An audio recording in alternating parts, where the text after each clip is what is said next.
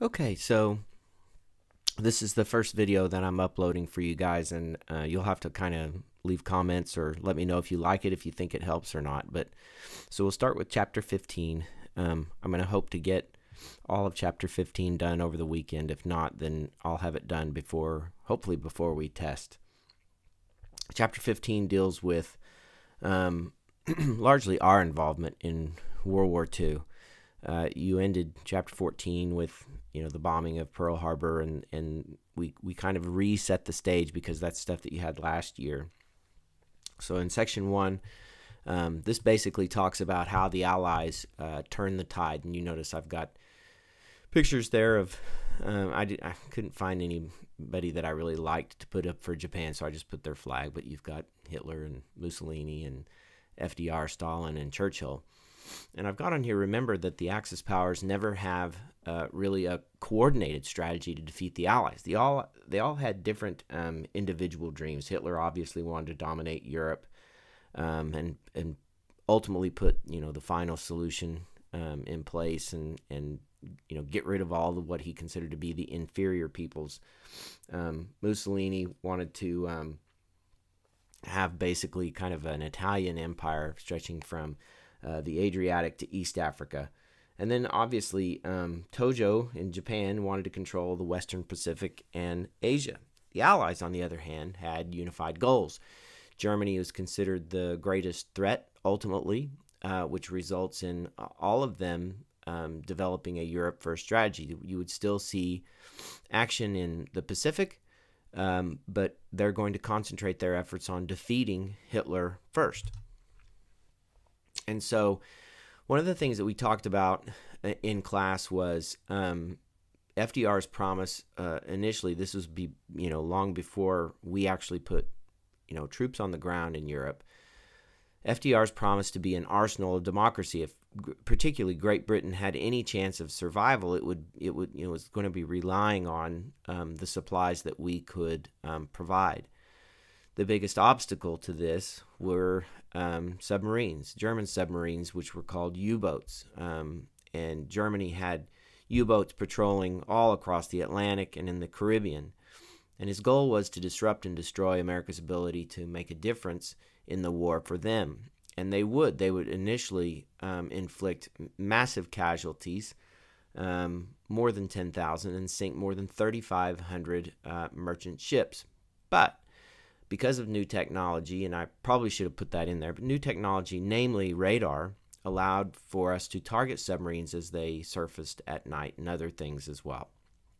And it got to the point where we were destroying more submarines. We were destroying them faster than what they could actually manufacture them. Another turning point in Europe actually happens in the Soviet Union. And Germany's going to attack the Soviet Union in the early 1940s, and ultimately they're going to decide to attack basically at 3 entry points. 2 of those ultimately are going to fail because of largely because of the kind of winter that they had. And then after those 2 assaults retreat, the third would become ultimately one of the bloodiest battles of all of World War II, and that's the fight or the battle for Stalingrad. Really, really bloody, ferocious, and costly for both sides, that ultimately forced a German surrender in January of 1943. And for Europe, this really becomes a turning point because Hitler has to abandon any kind of plans of dominating Europe from that point on. And Germany is now going to be on the defensive, and the Soviet Union would now be on the offensive in Eastern Europe. Another theater, and we talked about this in class, this theater it's kind of lacking in history books in terms of the attention that it's given. But one of the reasons that we're ultimately going to be involved in North Africa is to kind of prolong the inevitable, to avoid invading Europe before adequate preparations could be made. We would open a theater of war in North Africa that would allow for a later invasion of Italy. And most of these battles were tank battles. The British would see a victory at El Alamein in Egypt, And then lessons learned from what I have here is the potential catastrophe at Kasserine Pass. The Allies would eventually push the Germans out of North Africa, and that's rolling through a lot of this pretty quickly. But at Kasserine Pass, Erwin Rommel was able to break through our lines and cause real problems. Ultimately, we're able to stop him. And then ultimately we're going to be able to push the Germans out of North Africa, and Rommel would ultimately escape, but his troops would not. We would have a massive surrender of close to 250,000 German and Italian troops in North Africa. This is a pretty decisive victory. And the other guy that we need to mention there that I failed to put in there was George Patton. And that was, I think, one of the questions that I put on your guided reading was that, what were the lessons learned about Kasserine Pass, or something about the ability of officers. And one of the book makes the assertion, and it's true, that we needed aggressive officers, and a guy like George Patton really fit the bill. Very, very aggressive, very hard bark on the tree, so to speak. He was known for cussing out his soldiers, but ultimately he was kind of the perfect man for the job in Egypt.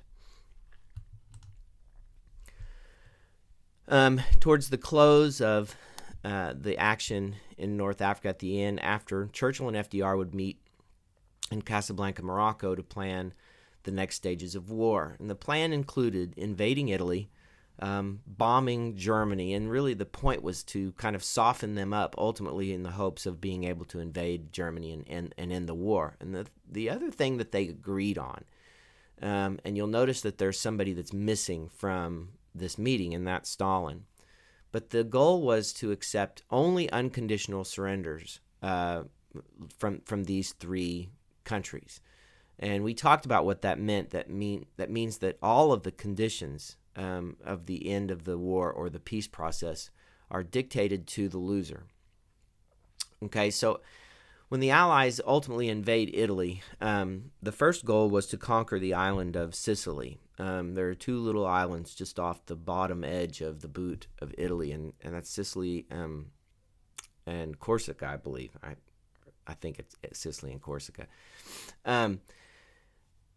So the island of Sicily would be the starting point for the invasion. Once they had captured that island, they would chase German and Italian troops up onto the peninsula itself. And this was, ultimately, they see early successes. They're able to force Mussolini out. At one point, he's going to be reinstalled in northern Italy as kind of a puppet regime. We talked about that and what that meant as well. But really and ultimately, it's slow going. It's mountainous. We talked about this, that, tanks, all kinds of, any kind of armored vehicles, trucks, they're all pretty useless. You saw the use of mules and horses. There's lots of rain, and up in the mountains you've got snow. So the combat there was really slow. It was very difficult, and at times pretty treacherous. The Italians and the Germans both, for the most part, initially had all of the advantage because they had defensive high ground in the mountains. And so that was what really made it difficult to root them out. The second part of that agreement between FDR and Churchill was to basically bomb Germany relentlessly. Beginning in 1942, British and American warplanes began a relentless bombing campaign of Germany. And the kind of bombing, basically, and we identified this in class as well, was saturation bombing by night and strategic bombing by day. All of this was intended to inflict maximum damage and hurt Germany's ability or capacity to wage war against us. One of the other things that we talked about was an African-American fighter squadron that became legendary. They're known as the Tuskegee Airmen, for escorting 1,500 missions without ever losing a single bomber. And that's pretty remarkable. If you look at the last little fact there, it's even more remarkable because for us, or for the Allies, this entire bombing campaign was incredibly dangerous. The bomber crews saw a mortality rate of about 20%. In other words, about 20% of them ultimately died. That's not great odds, and many of them obviously knew those odds going in. The third theater of war that we haven't talked about really yet is in the Pacific. And in the initial stages of this war, from the bombing of Pearl Harbor in December of 1941 throughout May of 1942, the Japanese pretty much had their way in the Pacific. They were, seemingly unstoppable. And we talk about turning points a lot. We haven't talked about D-Day yet, but we've talked about Stalingrad. And the turning point for the United States against the Japanese comes at Midway. Admiral Yamamoto had planned to take Midway, and the goal was to basically force the United States fleet all the way back to California. And the U.S. Pacific Fleet Commander, Admiral Chester Nimitz, was able to thwart this or stop this because he had a decoded message of prior warning of the attack that had been intercepted. And this allowed the United States to ultimately deal a very decisive defeat to the Japanese, and was a big, big turning point for the war in the Pacific Theater of Operations. This is really going to allow us to ultimately start our island hopping campaign. Initially we're going to go to Guadalcanal, but the goal was to be able to attack the island of Japan from two sides, and force them to fight a two-front war. And that's the last slide for Section 1. We go on the offensive, and the first island is going to be taken by the Marines at Guadalcanal. And in the 3-month battle, the United States Marines drove the Japanese off of the island. This was really kind of the first taste of what fighting the Japanese would be like.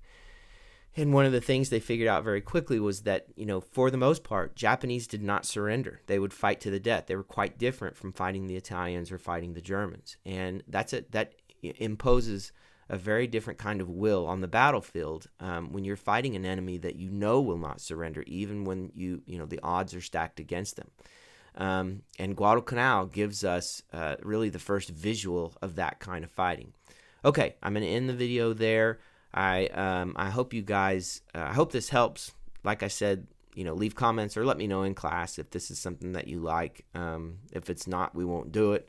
But I hope that this helps.